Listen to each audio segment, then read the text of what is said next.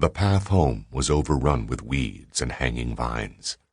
Norman hiked through the mess as best he could, slapping the mosquitoes against his neck as he tried to keep his fishing pole from tangling in the park's tall grass.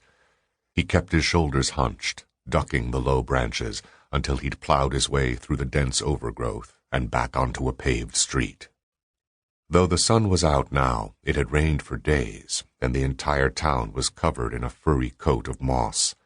Green thrived on tree trunks, sidewalks, street signs, rocks, automobiles, flagpoles. Even the abandoned houses around Norman had taken on a greenish hue, their wooden walls decaying like the skin of a gangrenous sailor. A pale green lizard slid out from beneath a sunken car, shook its head, and looked up at Norman. It stuck its forked tongue into the air as if trying to taste human on the wind. Norman considered catching the lizard, maybe frying it with bananas and salt, but decided against it. He was already late for lunch. Jordan, his wife, liked to eat at exact, predetermined times. She claimed the routine gave her a better sense of day and night, of the weeks and months passing. Norman waved his fishing pole at the lizard and continued walking. Just under 6 feet tall, Norman had an average build, a Floridian's brown tan, and hair so dark it was almost black. He didn't examine the rows of empty, sagging homes around him, preferring to keep his eyes fixed on the cracked street.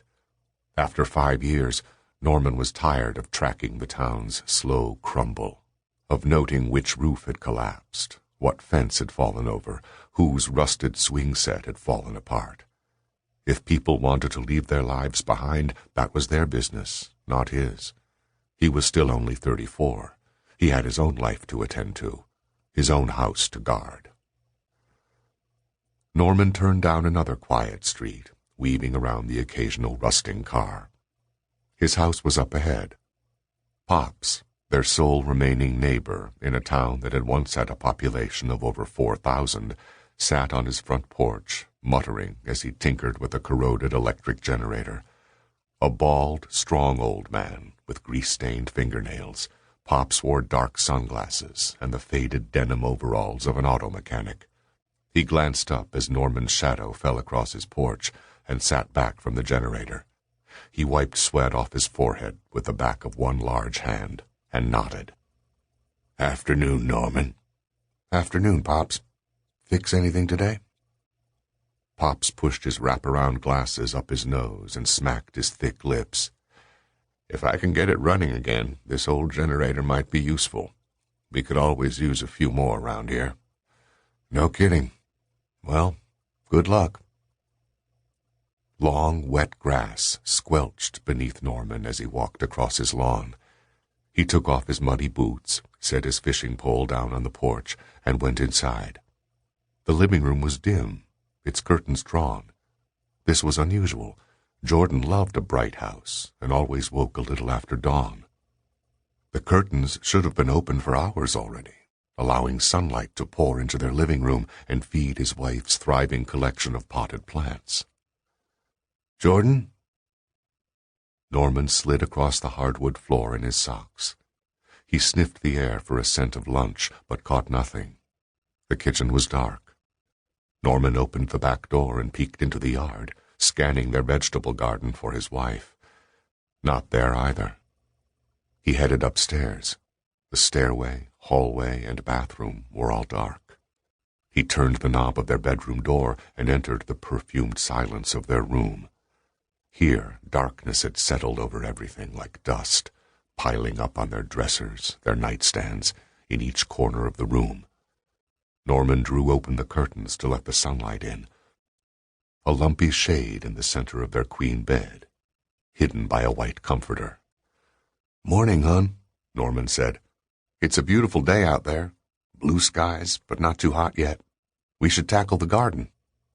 Sunlight revealed only the top of his wife's head, a tangled mass of blonde hair peeking out from under a blanket.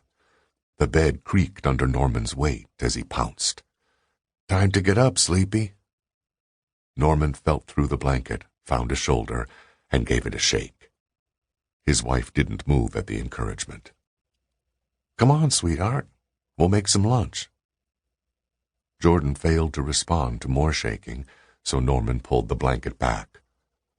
Her body was curved inward in a fetal position.